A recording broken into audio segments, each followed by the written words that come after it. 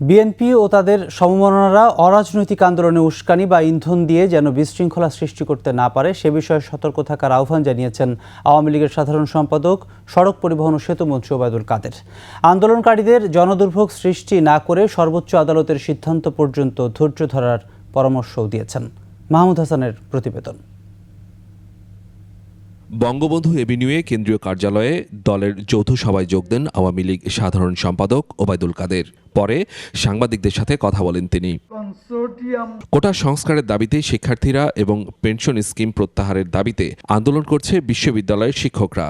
সরকার সতর্কতার সাথে পরিস্থিতি পর্যবেক্ষণ করছে বলে জানান ওবায়দুল কাদের। আন্দোলনকারীদের জনদুর্ভোগ সৃষ্টি না করে সর্বোচ্চ আদালতের সিদ্ধান্ত পর্যন্ত ধৈর্য ধরার পরামর্শ দেন তিনি। সব পক্ষের কথা শুনে আমি মনে করি দেশের সর্বোচ্চ আদালত, অ্যাপিল বিভাগ বাস্তবসম্মত একটা সিদ্ধান্ত নেবে।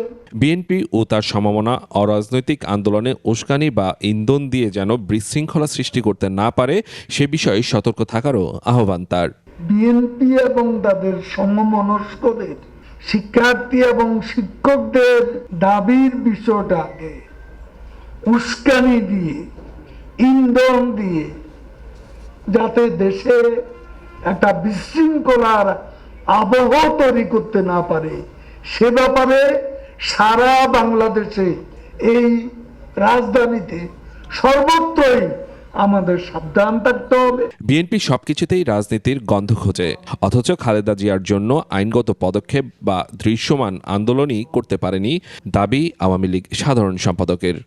এমনকি বছরও কেটে গেছে, তারা আদালতে উপস্থিত থেকে খালেদা জিয়াকে বিরত। মাহমুদ হাসান, 21 টেলিভিশন, ঢাকা।